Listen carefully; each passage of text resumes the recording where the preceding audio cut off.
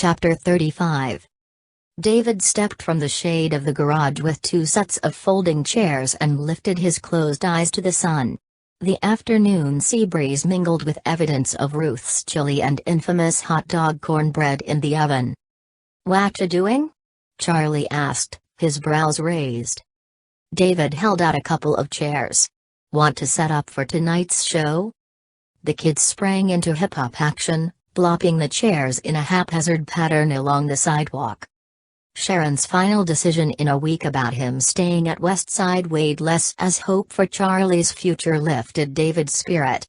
At any time, the kid may seize the love of his maker and accept the great value of his created identity. Out the front raced Tommy, followed by Sean, who slammed his body into the side of the van, then collapsed to the driveway with a fake moan.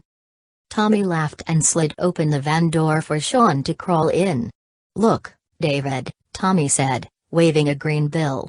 "I earned $5. "Good job, buddy." David stepped toward the van. "Plan on spending it?" "Can I buy fireworks?" "Afraid not." "Not even sparklers?" "I answered 5 times already." Ruth had sent out her annual memo, strictly forbidding fireworks, and stating more injuries occur from sparklers than any other reported burns on the 4th of July. Sean threw his head back against the bench seat. "Man. Not fair." John emerged on the front walk, trailed by Miguel, Moses, and Leon clutching his own $5 bill for chores and good behavior. "I've got the 7-Eleven run this week," John said, with a gleam in his eye. He had stopped pressing David to date his sister, to take a vacation, or to leave Westside. Rather, he offered support with the intuition of a brother.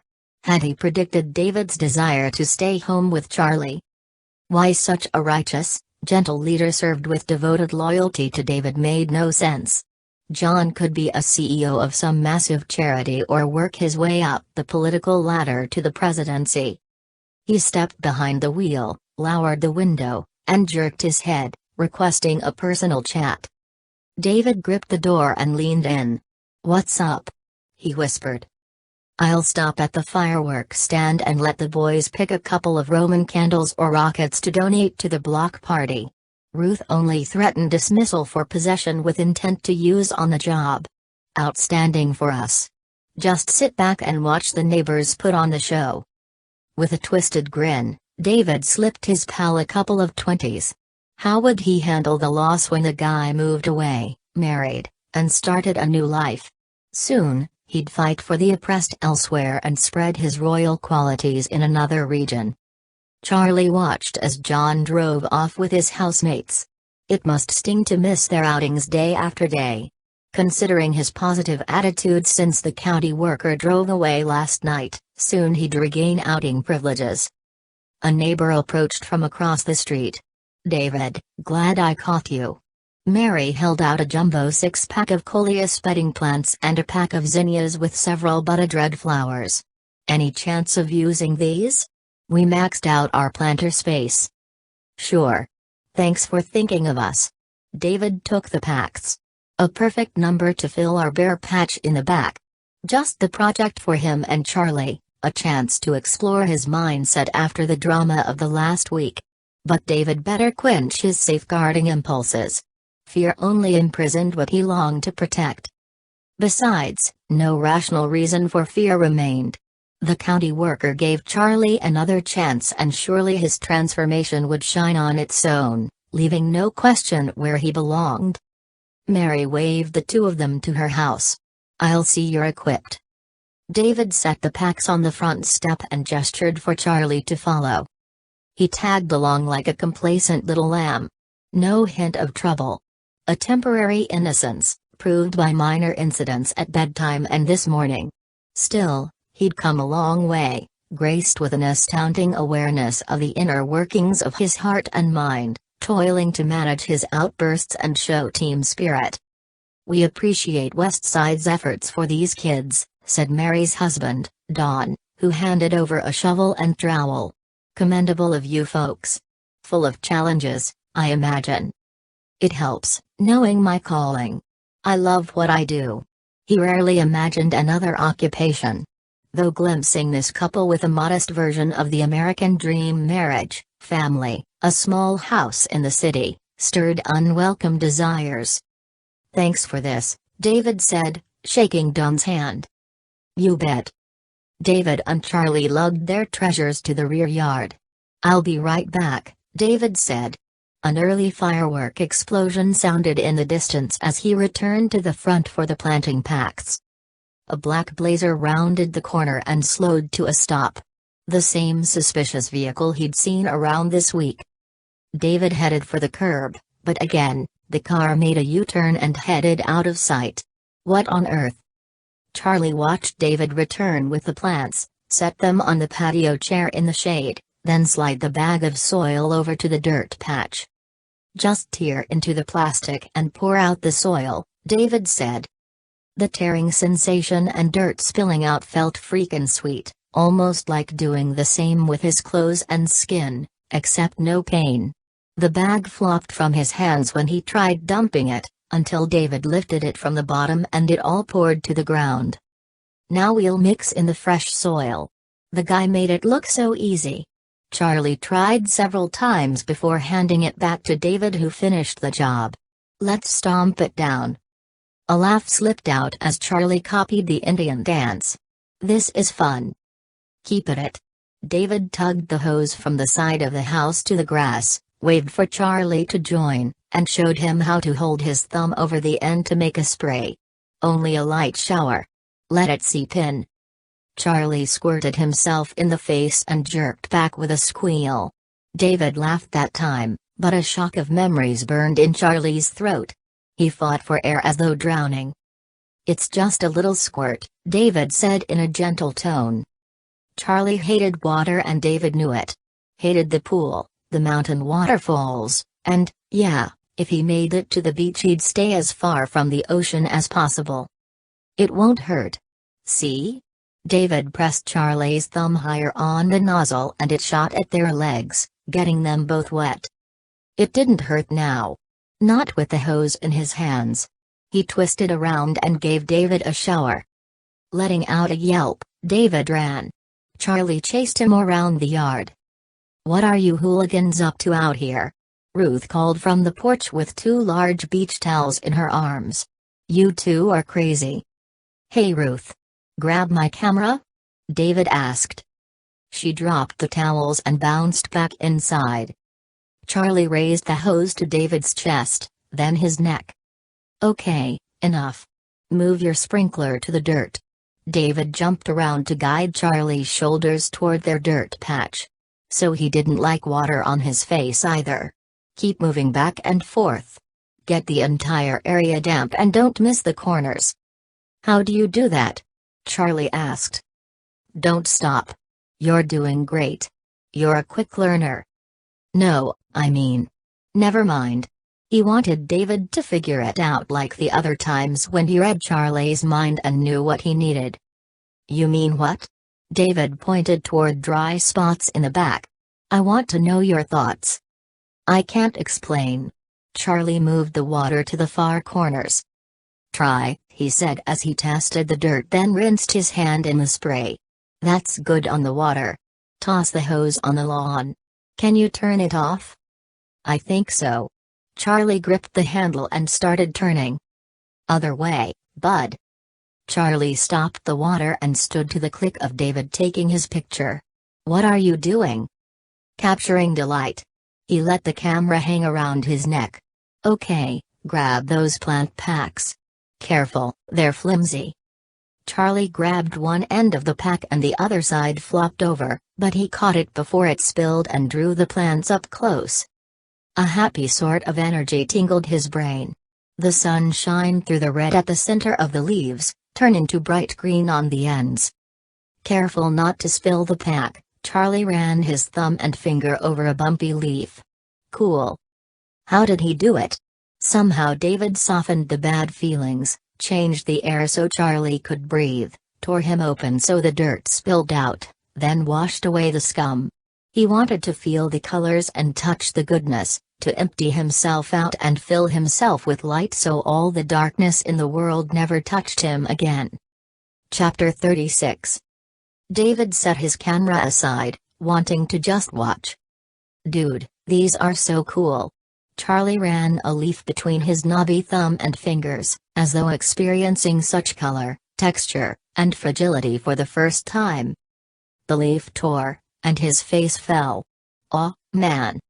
It's okay. Just be gentle." Handling Charlie with less fear and more care might help him succeed, but was it enough? Maybe it wasn't David's magic that set off the fireworks of love. He could just offer himself as a donation, then sit back and watch the show. David drew a plant section from the pack in Charlie's hands and studied the patterns for himself. Each leaf was miraculous in its own way, random in its natural charm, yet patterned, ordered with a non-manufactured purity. "They're pretty, huh?" Charlie said. "Yeah." And no disorder forced on Charlie would separate him from the truth shining through him so long as he clung to the light. A seed planted in his soul carried the potential to penetrate dark places with healing and wonder and bloom into a new creation. "How come you don't get mad when I mess up?" David marveled over Charlie's childlike ethics as he admitted his struggles and longed for grace. "I mess up too," David said. "It's the worldly nature in us that reacts with selfishness." "You don't get mad." "It slips sometimes, like when I snap at you to get out of bed. I'm sorry about that and I'm not proud of it, but anger isn't always wrong." "Really? It infuriates me when you punish yourself or say you deserve the evil done to you, that you should return to those evil men, or think it's wrong you escaped." David softened his grasp on the fragile plant. "God wants you to seek freedom from evil. It's not always possible, but even when we're trapped, God stays with us, offering his freedom in our hearts." David dropped to his knees, then handed the single plant to Charlie. "Want to set the roots of this little guy free in the rich soil?" He followed David's directions until the entire pack rested peacefully in the ground, then ran his finger gently under one leaf. "How do you do it? Make the colors?" David sat on his heels, brushing soiled fingers on his muddy cargo shorts. "What colors?" "Before, everything looked like the mornings when clouds covered the house. Remember? When the fog rolls in." "Yeah. Everything was gray and dead, but with you I see colors." "It's not me, son. Though apparently, Yeshua used him without his knowledge. Light brings colors and anyone who loves lives in the light. Perhaps you see God's light shining through me, and not just me, but John and Ruth, Brian, and anyone who shares God's love. Naomi shined too, and even brighter with someone like Brian by her side." Why the Almighty needed people to spread love went past reasoning. Or might God intend a communal effort, love connecting humans with each other and to their Creator? "But I don't deserve it." Good thing. Or love becomes nothing but a reward for good behavior. And thus ceases to be love. God's love stretches wider than the sky, with more wonder than the sun, moon, stars, and all the planets. We don't deserve it. We only accept it or reject it. Charlie drew up a dirt clod at the corner of the bed and smashed the soil between his fingers. "I still feel like a rock in the mud. We're all dead to what matters most until God digs us out, turns us upside down, breaks us apart, and plants his beauty inside us. No words describe the value God sees in you, how he wants you as his child, and the depth of his love for you. If you let him, the power of his love will clean and soften you, covering you with his way that is right. And then God's colors will shine through you to reach others."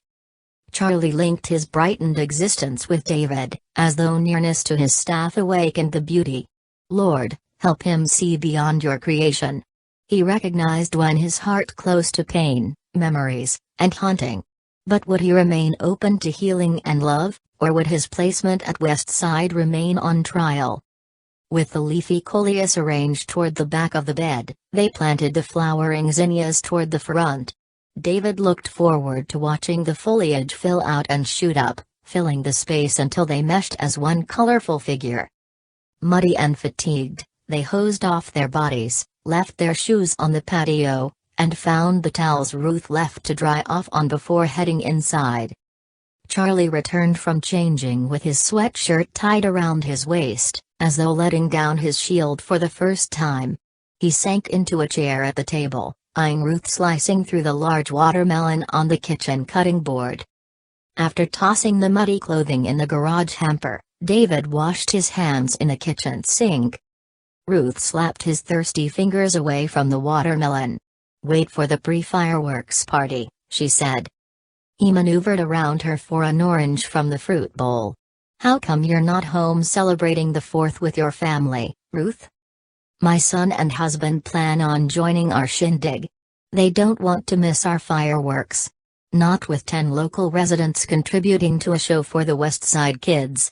Isn't that awesome? Should be great." No wonder John wanted to contribute. David set a plate of sliced orange before Charlie and filled 2 cups with cold water. Charlie stripped the flesh from the fruit with his teeth and swallowed. "Will Sharon take me away if I mess up again?" David emptied his drink. "I don't know." He licked his upper lip, recognizing they shared the same sense of insecurity. "We all mess up sometimes, but bad things happening to you doesn't always mean it's your fault." What might Ruth think of this conversation? David sucked the juice from a slice of orange, regaining some clarity to his vision. "I used to fear that unless I found a way to protect you, something out there would steal your soul. And leave him dead in a gutter with a needle in his arm. I have to believe that whatever happens, you will cling to God's gifts and not let go. That's all that matters." Charlie squeezed his leftover rind in half. "If God brings us good stuff, what brings the bad?" David leaned forward. "I don't know that either. At least not enough to explain, especially the part about God allowing it. But one day he'd find out." "It comes from Satan," Ruth chimed in. Now there was a confusing subject, sure to confuse the kid. A wave of fatigue sent David's head back in a slight jerk. Hopefully too subtle for Charlie to notice. "Let's play a video game." David wanted to lie back, put his feet up for once, and avoid baffling conversations. "How long, Lord, will you let evil have its way?" "Dude, you never play Nintendo." "Sure I do." David rinsed his fingers in the sink and motioned for Charlie to do the same. They headed for the game room, where David sank into his favorite beanbag chair. "I'll race you on the go-karts." Charlie fell back from kneeling before Nintendo 64 cartridges. "Aw, man. Not Super Mario Kart?" David closed his eyes a moment, hoping the swirling room settled. "Huh, that's it. It's so old school. I'll have to switch consoles. Are you awake?" "It's the only one I can play. And yes, I'm awake. I want the turtle guy with the long tongue." "I think you mean Yoshi, the dinosaur," Charlie said. "I'll be Bowser." The static hum of the TV turning on sent tingles through David as he drifted. A cord whipped his arm as a mass whacked his leg. "Sorry," Charlie said, sliding the violet bar on the gray console. Robotic scales chimed a tune, then the blup blup as he made selections. David took up the controller. "No problem."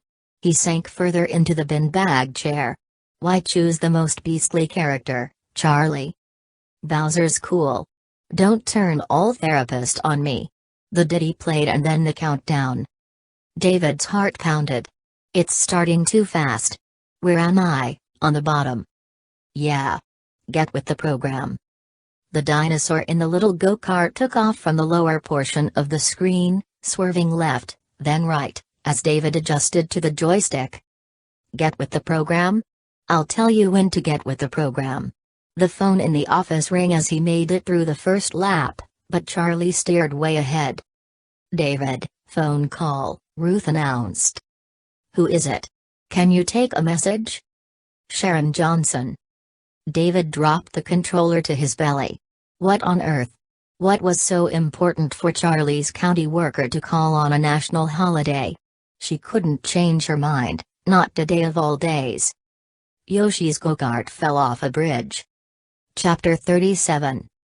David hauled himself from the bin-bag chair with a grunt and stood. Charlie dropped his controller and hopped to his feet. My worker is calling about me, huh? The guy was too aware for his own good. Good possibility. David's gut ached. What happened to having a week to show Sharon Charlie belonged here? He took a deep breath. Despite the victory of the last few days, Charlie's placement remained at risk. I want to talk to her, Charlie said. One wrong word could end Charlie's time at Westside, but Charlie ought to have a say in his own life. I'll check with Ruth. He wasn't the same as a week ago. With eyes open to the world, he showed a hunger for answers. Ruth and Sharon agreed. So, Charles Shipley, I hear you have something to tell me, Sharon said through the speakerphone. Yeah, I guess. Charlie arched his back. Never mind. I forgot. His face reddened as he slid to the edge of the green vinyl chair, poised to leave. This wasn't going as David hoped. He opened his mouth to speak for the kid, but no words came. Okay, Charles, Sharon said. Then speak of the last 24 hours. How are you doing? I had problems, but it's different, Charlie managed. His grip on the wooden arms relaxed as he sat back. Different how? Before, I didn't care if I got in trouble. I hated life, and nothing made it better except going AWOL or making stuff up in my mind. So what's changed for you? The staff helped me understand, stopping the awful stuff inside stops the good stuff too. I was a rock, but the hardness melted away. Now I see good things, like the sky and the trees. I'm getting the picture. You wish to stay at Westside, is that right? Yeah. And we planted a bunch of flowers in the backyard. When you look closely, it's crazy, the colors. I want to eat them.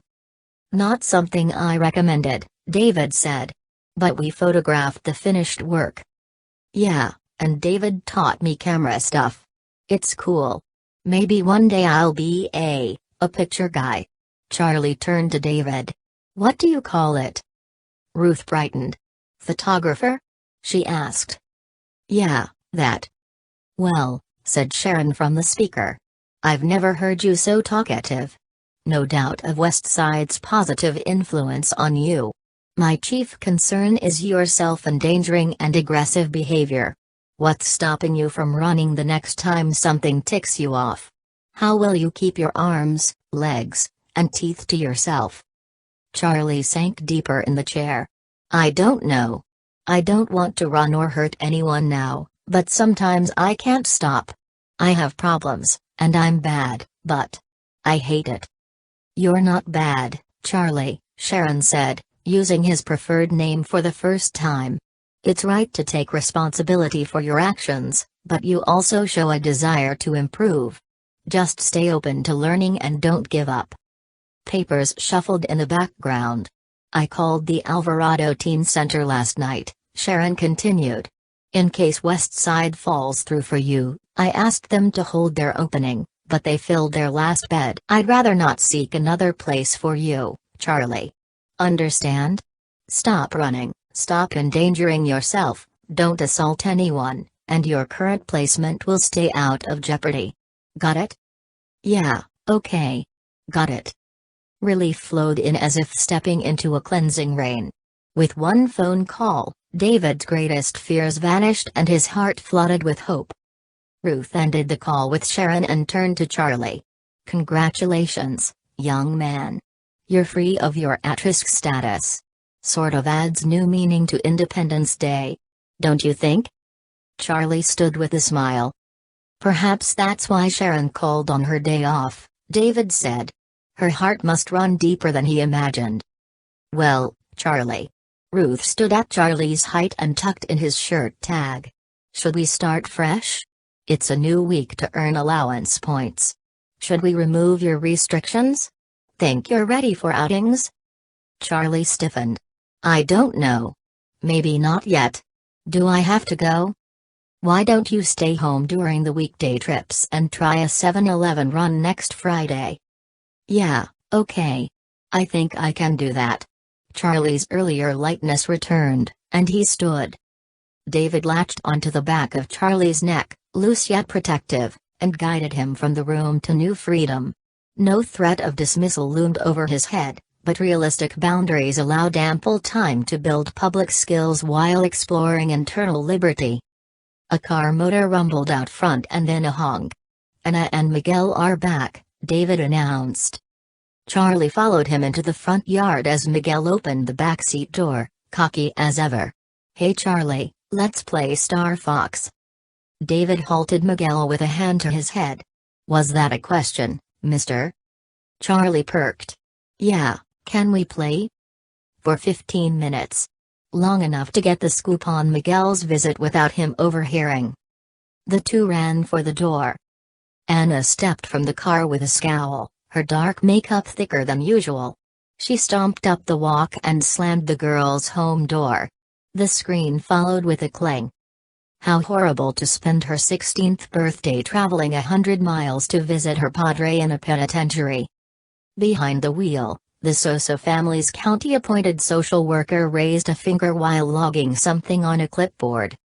David closed Miguel's door, then stood where Anna had fled the vehicle. "How'd it go?" "Sorry we're late. Insane holiday traffic." "Want to step inside?" David asked. "Stretch your legs, and get a cold drink?" "Thanks, I better head home. My kids are waiting." "You should know," Miguel railed on Anna the entire drive home. "Pass the word to Anna's staff for me, will ya? I need to run." "No problem. Hey, happy 4th. David tapped the door and raised his hand in farewell. "Thanks, you too," she said, her smile brightening as she waved to someone behind him. Naomi stopped the screen door from slamming and waved back as the county worker pulled from the curb. "Miguel is up to his old shenanigans," David said as Naomi approached. Anna appeared ready to throttle him. Naomi nodded. "She's already taking it out on the other girls." "I'm sorry." This visit had Miguel wound up for days, and his reckless uncle and cousins picking up his aunt and mother from Anna's party last night only made things worse. David folded his arms. Miguel had a rough week. He'd endured news of Charlie leaving, then staying after all, seeing his troubled family at his sister's party, and then visiting his dad in prison. Naomi stepped closer and ran a finger over the scabbed teeth marks above David's wrist. "I'm glad you're getting away for a while. You need a break." "A break?" He wasn't going anywhere. He froze, not daring a move with her so close. She pulled away fast. "Gotta go," she said, heading for the girls' home just as John pulled in the drive with the 4 boys back from their 7-Eleven run. Sean jumped out the sliding door. "David, can we set off the fireworks? Please." He hopped about making popping sounds, swirling his Vero Ribanatitas chili lollipop before pacifying his mouth with the Mexican candy. "Not until tonight, Nino," David said. "We got a cool rocket," said Tommy. "But I really wanted the plasma gun." He pointed at the colorful explosives boxed like a toy in Moses' hands. John came around the van. "I told you all, it's going in lockup." Moses handed the rocket to John. "The neighbors offered to light it after dark. It's awesome we get to watch." "I'm bored," Sean whined around his sucker as he stormed for the house. "Dude." Moses' tone matched one of his staff. "You just got back from a cool outing and there's a fireworks show tonight. Be happy for what you've got." "And something smells good," Tommy added, joining the other two. Leon tugged at David's shirt and offered his bag of sour peach rings. "Yum. One of my favorites." David pulled out one gummy candy. "Thanks, buddy." He brushed back the boy's fine black bangs. He needed a haircut and longer shorts. The needs never ended, but they'd turned a corner from the non-stop crises since Charlie arrived at Westside. Brian slipped across the girls' lawn in his easygoing way. "How's it going?" David repositioned Leon, pressed his palm to his chest in a backward embrace. "Okay, I think. Nice of Brian to check on the guys, But was he spending more time with the girls these days? Anna must have calmed down, and he imagined Naomi now helping her process her emotions. Pending trouble wove in David's gut as he glanced toward the game room. Were his reactions still stuck in overdrive? So far, no issues had arisen today. John had told David to take a vacation how many times this week? And then Naomi. Was there a plan he didn't know about? With Charlie's placement out of danger, why not use some of his benefit days for a change? The idea of a solitary camp out near his favorite climbs took root. He ought to check on Jesse in Palmdale and get an update on his brothers, but the thought spoiled the whole appeal of the plan. More than anything, he wanted to return to the parish for morning mass and pay Father Sam a visit. He had questions. Epilogue. Angry curses poured out the boys' home open front door. David ran inside to find Tommy and Moses running for Ruth in the office. Sean's wail sounded from the game room. "I'm sorry," he repeated between convulsions, squirming to free his arms held captive by Charlie. Miguel crouched before Sean, an open knife flashing in his hands. "Sorry doesn't excuse erasing all our game scores." He growled the words with malice, pounced at the small boy, then stilled, hovering the blade over Sean's terrified eyes, before slicing down the side of his face. The knife flew from Miguel's hand with David's upswipe at the weapon. Miguel's curses filled the space as he lunged at his staff. David deflected while standing guard over Sean and Charlie. John and Brian appeared, one on either side of Miguel, capturing his arms, escorting him from the room. David turned to find Charlie on the floor comforting Sean, cowering against the wall. "I didn't mean it," said Charlie. "I'm sorry. I didn't know." Sean drew his crimson-stained fingers from his oozing face and whimpered. Ruth emerged from the office, pressing a towel to his bloody cheek and gathering him in her arms. 911? David questioned. "Already done. Where's Charlie?" David spun around to find him gone along with his belongings left by the front door last night. David ran out to the front lawn. Charlie's form bolted from a bush at the corner of Westminster Avenue, then sprinted towards 17th Street. "Lord, he's fast." David flew, once again, after his bird who kept flapping his broken wings.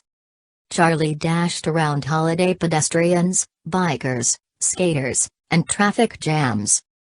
3 blocks later, David remained 100 yards behind as Charlie neared Newport Boulevard. Congested traffic crawled for the coast, while inland flow bustled for the freeway. Would Charlie wait to cross or turn right? David strove to catch up before Charlie decided.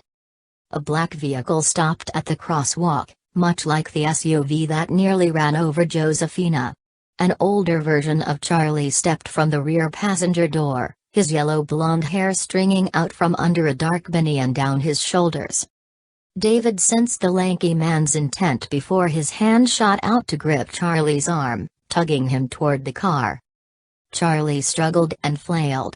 The man's two-handed grasp held fast to Charlie's sweatshirt while swinging him around, shoving him through the open door, then following into the back seat. "No!" David yelled, but the door closed with Charlie inside and the vehicle screeched forward. David reached deep for a sprinting burst, but too late. Slowing, David strained for a visual on the plates.